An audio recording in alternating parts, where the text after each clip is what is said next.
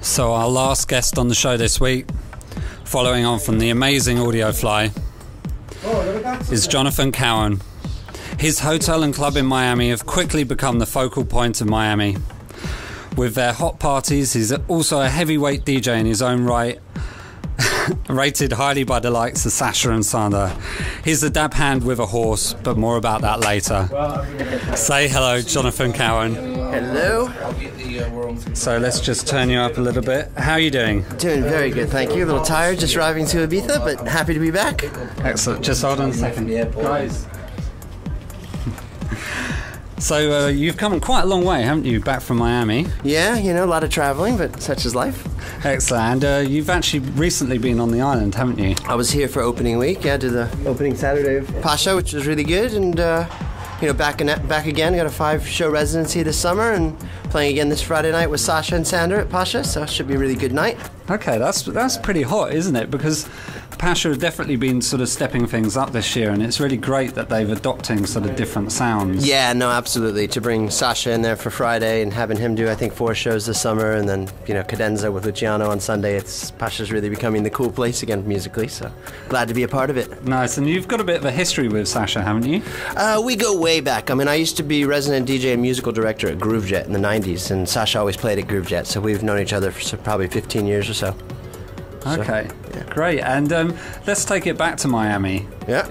It was quite a year this year, wasn't it? I mean, everyone kind of wondered how you could top last year. For those that don't know, can you just explain a little bit about what you do? Well, we turned the Shelbourne Hotel, which is my family's hotel, into an absolute nut house for the entire week. And basically, we've got parties day and night. We've got the pool parties that go on from noon until 11 p.m. and the inside bit, which is Shine, which has got top-of-the-line Steve Dash sound system. It goes from 10 p.m. till 7 a.m. So it's kind of like the non-stop rave hotel from the Tuesday night until Monday morning. Can you tell us about some of the lineups that you've had? This year we had, starting off with the Shelter Party, which is Timmy Regisford and Quentin Harris, a lot of the big house guys. Going into Wednesday days, the DJ Mag Party. It's got David Guetta, Eric Prydz, the Audio Fly guys played there last year. The lineup's just insane. Then we go into the Thursday, which is the Cadenza versus Desolate Party, Luciano Loco Dice. Friday, which is the New York Pasha Party. Saturday is the Pasha Ibiza Classics parties. Then at night, we've got Sasha on the Saturday night. We've got Nick Warren and Dave Seaman on the Friday night. Hernan Catano on the Thursday night. You go back onto Sunday, you get Sander Kleinenberg. And then we finish the week off poolside with the ultimate party, Danny Teneglia, the ultimate closing party from Miami. Take a deep breath after that lot. Yeah, exactly. It took a lot of brain cells to remember. And have you got something similar lined up for 2011? I think the lineup will be very similar. I mean, don't mess with a good thing, right? Yeah, and also people know where to go, and sort of you've got a good thing going on there. Yeah, exactly. The continuity's great, so.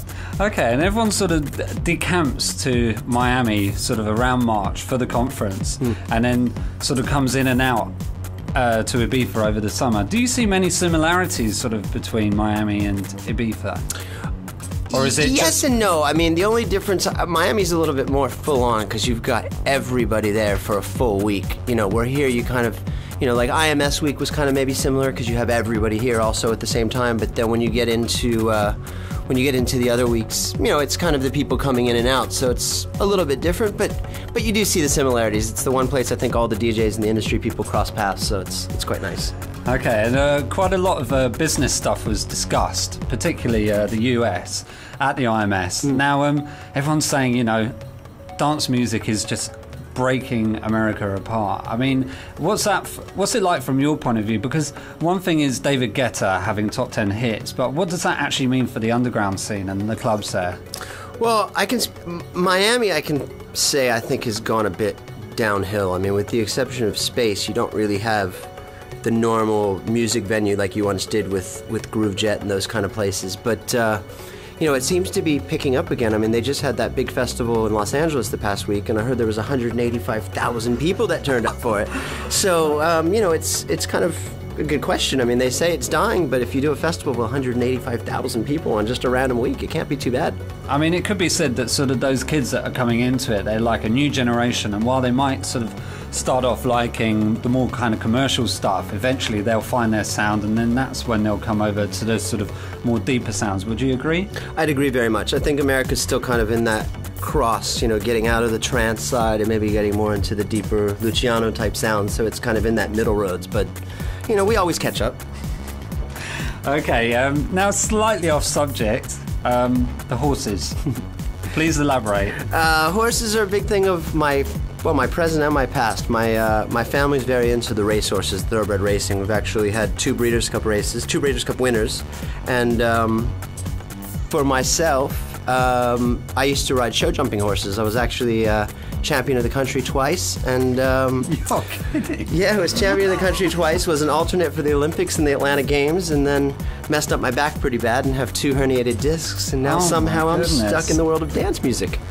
Oh my god, what a history. Most people sort of say, well, you know, I started going to raves, and then like I started hanging out with people who started to party, and then that's how I got into DJing. Yeah. But wow, I was kind of into both. What a journey. Yeah, I was into both at the same time, but I don't know, it just kind of fell into place. You know, graduated college, Groovejet offered me a job, and here I am still. Okay, now let's just get another track going in the background. Maybe you'd like to tell us about Ibiza, because you've got sort of well, you're here for the next 3 weeks, is it? Yeah, about 3 weeks. Whereabouts are you playing?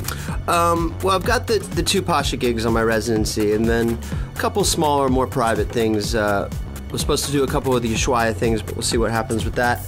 And you know, here in Ibiza, it's kind of like family. I've got 15-year friendship with Danny Whittle from Pasha, and that's kind of what got me over here and back into it. So I'm thrilled that they adopted me on as an official resident, put me on with the agency, actually. And I mean, that's quite a romantic story, isn't it? Come over for the IMS and then get offered sort of 5 gigs throughout the summer. Yeah, well, it's kind of grown. I mean, I've done the opening and closing parties the last 4 years now at Pasha. And last year, they offered me a couple more gigs, and actually it went so well opening week that they offered me a few more gigs, which is why I'm here now.